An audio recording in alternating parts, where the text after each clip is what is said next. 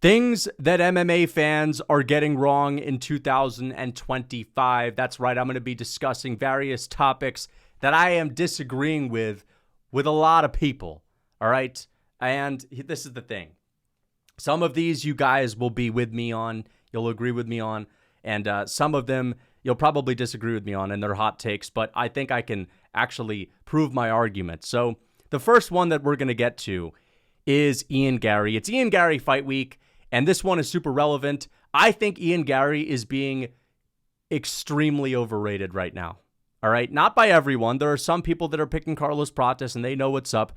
But there's a coalition of MMA fans and there's a coalition of creators that just seem to think that Ian Garry has himself an easy fight ahead of him against Carlos Prates. And that is totally based on Shavkat Rakhmonov and Ian Garry's fight. That is the only thing that it's based on. And it's the classic, when two fighters have a chess match.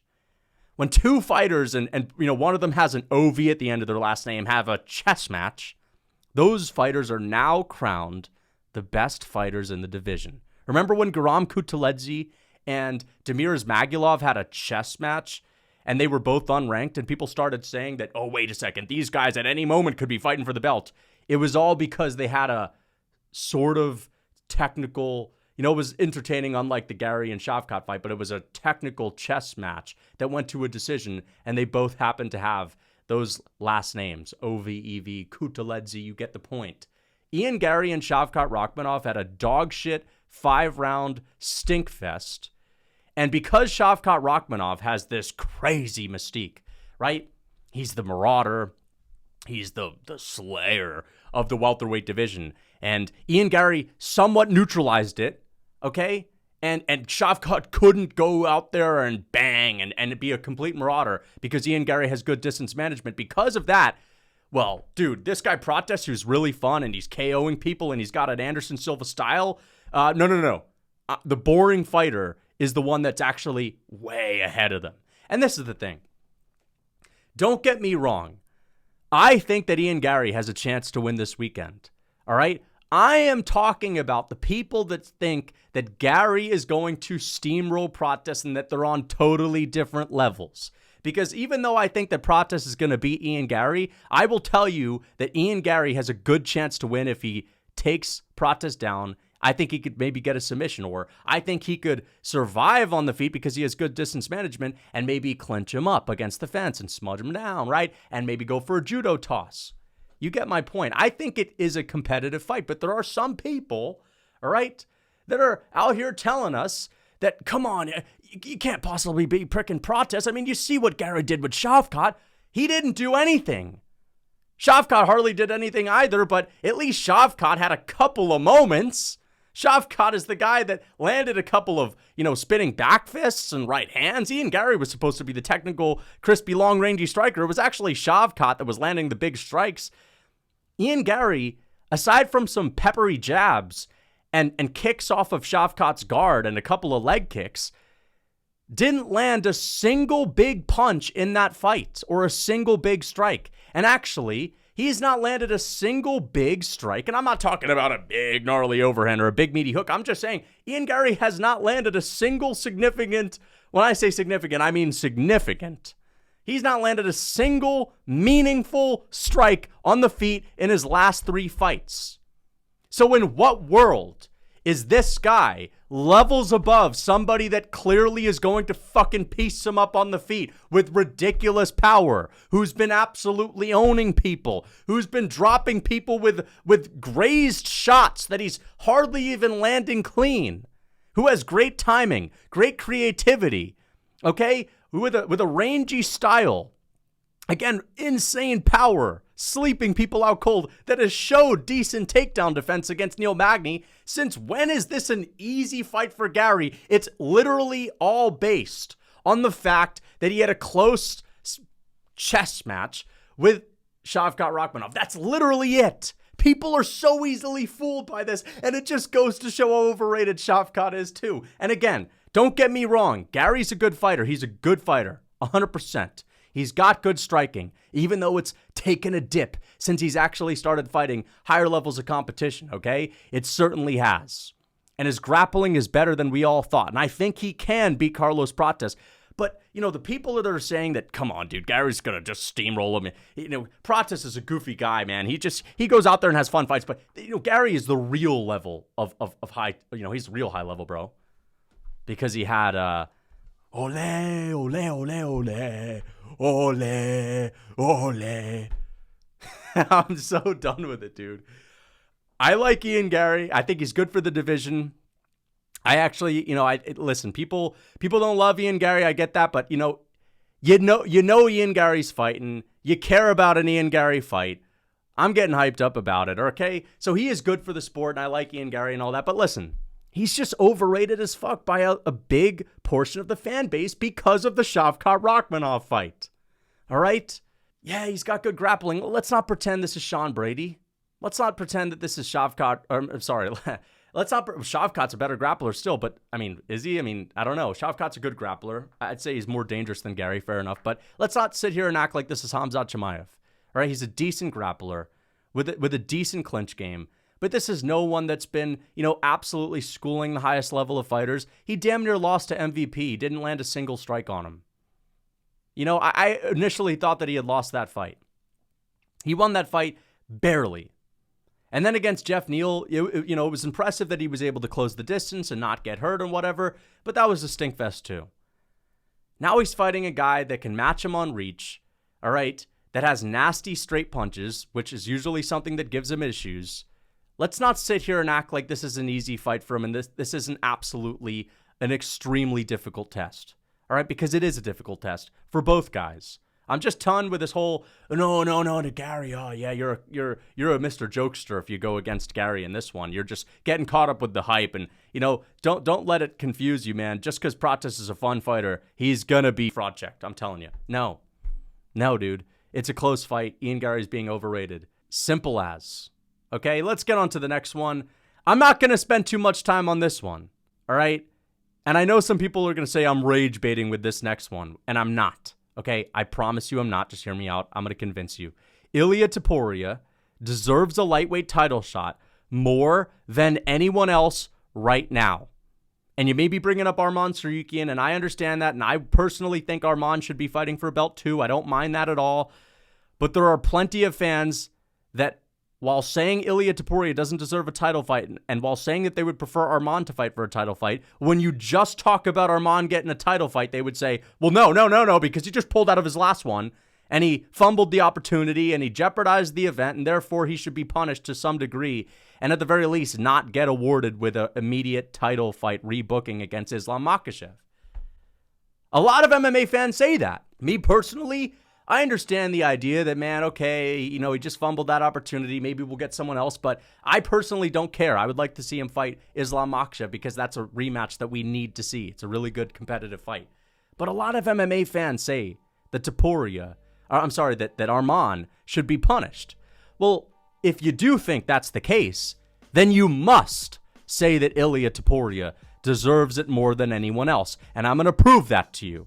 Okay, let's talk about all the other fighters that are in the conversation. I'm going to get to Holloway first, even though he's not in the conversation, but he's a good lightweight. He is on a 100% win streak since that rematch with Poirier at lightweight because he butchered Justin Gaethje at lightweight, and Justin Gaethje's coming off of a win. But Holloway can't get it because he just lost to Topuria. All right, nobody is going to fight the lightweight GOAT, Islam Makhachev, if you're coming off of a loss. Let's just get that out of the way. Justin Gaethje's coming off of a win. Why can't we give it to him? Well, we've seen him fight for the belt twice, and he's failed both times, and he's 38. We're just done with the Justin Gaethje title fights. But he also got destroyed by Max Holloway, and Max Holloway just got destroyed by Topuria, so it ain't gonna happen, son. All right? Charles Oliveira, let's get to him. All right? I like Charles, man. He's really good. I would like to see him fight for a belt someday, but he literally lost one fight ago to Arman Tsarukyan. And he's coming off of a win against Michael Chandler. Old man Chandler. And listen, I don't think anyone should be fighting for a title in 2025 in the lightweight division of all divisions if you're coming off of a Michael Chandler win. And before that, you lost. In no world should that person be fighting for a belt, especially if they've already lost to Islam Makhachev. And now Arman Tsarukyan, I would like to see him fight for the title. I wouldn't mind if that's the one that they make next, but pulled out of his last title fight opportunity, and people tend to use that against him. And I keep saying it. The only two options are Ilia Topuria and Arman Tsarukyan. And if you don't think it's Arman, it has to be Ilia, because how in the fuck are you going to justify a Justin Gaethje title fight or a Charles Oliveira title fight over Ilia, who is the champion at 145? I'm sick and tired of people acting like, oh, he hasn't done it. He's a champ. All right? There's one champion in each division. There's only 8 champions in the UFC. He's one of the 8. And he happens to be one of the 2 champions that Makhachev could fight. Bilal and him. He's a champion. We know champions can be competitive if they move up a weight class. We know they're always competitive. He's coming off of back-to-back wins against 2 top 10 all-time fighters. You're telling me he doesn't deserve it? Oh, he's got to earn his chops, right? Well, let me ask you this. Do you think Adesanya deserved to fight Jan Blachowicz when he did? Yeah, he did. Did he have to fight Alexander Rakic first? Or Gustafsson? No, but nobody batted an eye. Why did they give him the title fight against Blachowicz? Because he had hype. He was coming off of the Paulo Costa win. The best performance of his entire career up until the time where he knocked out Pereira. It's also based on hype. Cejudo? It was coming off of a TJ Dillashaw KO. He was hyped at the time. So he got to move up and fight at 135. Was anyone saying he didn't deserve it?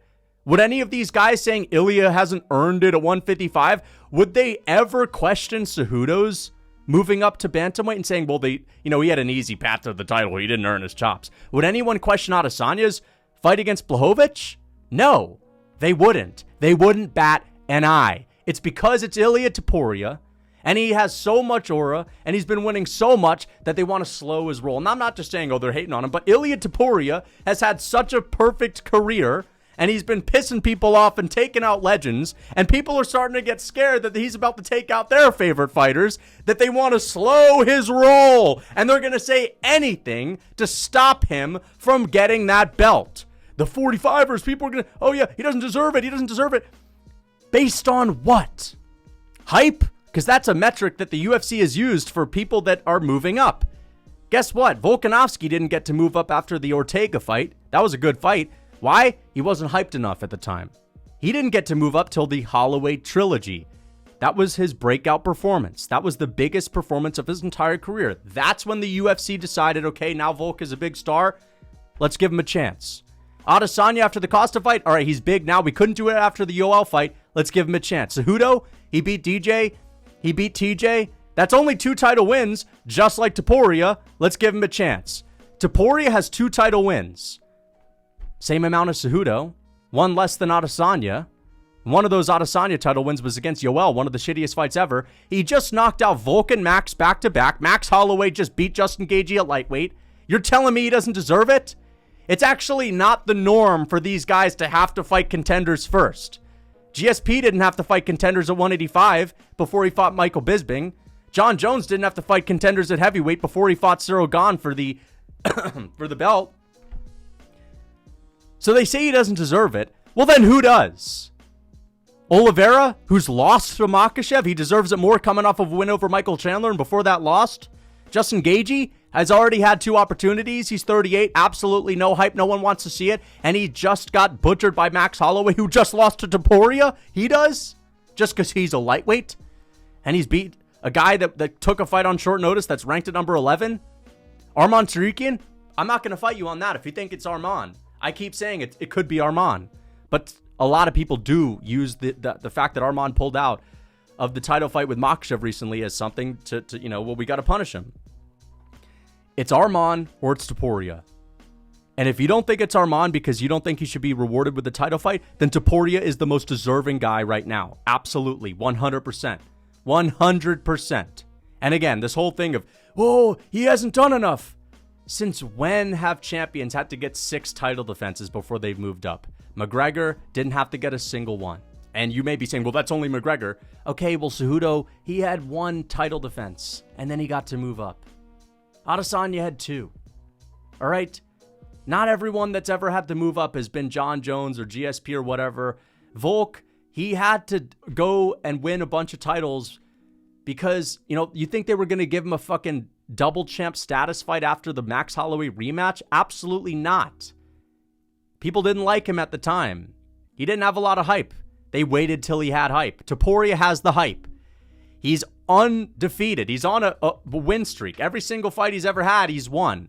His last 2 fights, one of them was against a guy that competed at lightweight and dominated recently. All right? And he knocked him out, became the first person to ever knock him out. And before that against Volkanovski, who just recently won as well. That one has aged better. So you're going to tell me this guy doesn't deserve it? And the last thing I want to talk about, these guys are no longer top 5 MMA GOATs. Okay? They're not. I'm sorry. They're not top 5 GOATs. They're legends.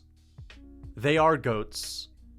But they're no longer top 5. And I think it's time for people to move on, because after the Volkanovski fight where he got the belt back and won against Diego Lopez, there were some, posts about who do you think is the featherweight GOAT now? And 99% of them were saying that it's Volk. Obviously, it's Volk. It's been Volk since the Holloway trilogy. What are we doing, man? What are we saying, man? But there are still comments from the 1% that are still clinging on to Aldo. And they're saying, listen, I love Volk, man, but what Aldo did was unprecedented. He had 8 title wins, man. Volk has 7 title wins in the modern era, bro. What the fuck are we talking about? Okay? There was a conversation on MMA Fighting about, well, Volk still is 1 title defense shy of Aldo. This guy was beating Mike Brown for UFC title fights, okay? There's a different level between Aldo's WEC competition and Diego Lopez in 2025, who just beat Brian Ortega, and before that, slept out Sadiq Youssef, okay? And before that, Pat Sabatini. And before that, beat Dan Ige. Or not before that, but after that. You get my point. All right?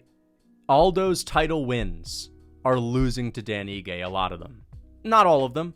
I know TKZ beat Dan Ige, but a lot of them. All right? Aldo is an absolute legend. He's arguably a top 10 fighter, absolutely. He's one of the featherweight GOATs, but I'm sorry, people, if you ask them their top 10, they'll still put Aldo there because of the run that he had. And listen, it was easier for people to win a title back then. The levels of competition were absolutely nowhere near what they are today. And the same thing can be applied to Anderson Silva. No one is ever going to pass Anderson Silva when it comes to title defenses. Makhachev might just pass him when it comes to win streak in the modern era. So right off the bat, Anderson Silva can't be over Makhachev, and most people don't have Makhachev in their top 3. All right? This guy fought for the belt early on in his career because that's what it was. The division was shallow. He fought Chris Lieben, and he immediately got a title fight. That doesn't happen these days. No one is getting a title. Even Alex Pereira's got to go on a 3-fight win streak. All right? And he's got to get through a Sean Strickland, who went on to be a champion, not just a bummy Chris Lieben. All respect to Chris Lieben. He's a legend. I get that. You get my point. And then Mighty Mouse, this is the one that people are still going to cling to. It's 2025. I'm sorry. Mighty Mouse is just being put in the top 5 these days because people love him, and that's the hardcore take. And that's been the hardcore take. And a couple of years ago, you were right. Absolutely. Volkanovski getting the belt back at the age of 36. Okay? Beating a guy like Diego Lopez. He's moving up. All right, Mighty Mouse is retired. He can't move up. Islam Makhachev has beat Volkanovski twice. All right, he's beat Charles Oliveira. He's beaten Dustin Poirier. He has a win over Arman Tsarukyan back in the day, and he's got about 10 other wins other than that. And a lot of those wins that he has are basically on par with a lot of the wins that Mighty Mouse has. Mighty Mouse doesn't have an Oliveira win. He has a Cejudo win. I think Oliveira wins better. He doesn't have a Volk win. He doesn't have multiples of them. He doesn't have a Poirier win. I'm sorry, dude. Mighty Mouse's wins are not that great. And his best win is against Henry Cejudo. And he also lost to Cejudo. He's 1-1. Don't get me wrong. I'm not saying Mighty Mouse is not top 10. I'm just saying I think Jones is higher. I think GSP is higher. I think Volk is higher. I think Islam Makhachev is higher. And you know what? I think there's an argument for other fighters as well. So, I mean, listen, dude. Who's he beat? He's beat Henry Cejudo. He's 1-1 with him. And listen, you know, people aren't going to like this because Mighty Mouse is very popular and people love him and he interacts with the fans. And I love Mighty Mouse and I'm a fan of Mighty Mouse. But when it comes to the GOAT list, when it comes to the top 5, it's always going to be changing. And this is the thing. People are saying I'm biased because I just want to put my favorite fighters there. Dude, in 5 years, Volkanovski will probably not be in the top 5. In 15 years, if Makhachev goes on and wins 3 more fights and becomes the GOAT of the sport, 15 years, he's going to get passed up by someone. That's the game. All right? Especially early on. When MMA starts to sort of, level off a little bit and it sort of, stays where it's at as far as it stops growing, then we can stop changing around the GOAT list so much. But now it's changing very fast because the sport is expanding and growing and there's so many more people in it. All right, the talent pool is much deeper. It's a new sport, so some of the old GOATs are still around and they're still competing with guys today like Aldo. Aldo was in his prime competing with Volk, competing with Holloway. And you say, no, he wasn't in his prime. Aldo, according to the Aldo fans, is the only fighter to never be in their prime at the age of 31. Aldo is the only out-of-prime 31-year-old the sport has ever seen, according to Aldo fans. Oliveira gets the belt at like 32, has the wins over Gaethje at like 33, in his prime. Volkanovski, 35, beating Yair Rodriguez in his prime. Aldo at 29, losing to McGregor at 30, losing to Holloway at 31 and 32, losing to Volk. He was out of his prime, right? He wasn't in his prime. He was at his best when he was beating people that were much worse than those other 3 legends. He looked worse against Volk and Max, 2 top 10 all-time fighters, than he did against TKZ and Mike Brown. Who could possibly figure that one out? How on earth is that possible? Well, it must mean that he was out of his prime, because Mike Brown was a tough test just like Volk, right? Dude, Anderson Silva was fucking putting in work at 37. I know it's the middleweight division, I get that, but still. No one said he was out of his prime at 37, knocking out Vitor, right? Mighty Mouse is still good. I think there's an argument that he's number 6, maybe. But I think Merab's ahead of Mighty Mouse. I'm sorry, dude. And I don't even have Merab in my top 5. Because Merab has beat Petr Yan, who, in my opinion, has a better resume than damn near everyone that Demetrius Johnson's ever beat. I think he has a better resume than fucking Henry Cejudo. All right? He also has a win over Umar Nurmagomedov. That's going to age really well. We know how good Umar is. That's going to age extremely well. That's a modern era fighter right there. All right? That's better than most of DJ's wins too. He's also got a win over Sean O'Malley. All right? That's amazing. That's a former champion. He's also got a win over Henry Cejudo himself. Slightly older, fair enough, but he's also got one over Aldo. So, again, I know people love DJ. I like DJ. I'm just saying, I wanted to make a video on things that I disagree with. Wanted to give a couple of hot takes. I don't think it's a hot take to say Silva's in top 5, but I think it still is a hot take to say Aldo isn't a top 5 fighter. And it's definitely a hot take to say that Mighty Mouse isn't the top 5 fighter. Because, people still have Mighty Mouse at number 3. And I still think he's the flyweight GOAT. I still think he's a top 10 all-time fighter, 100%.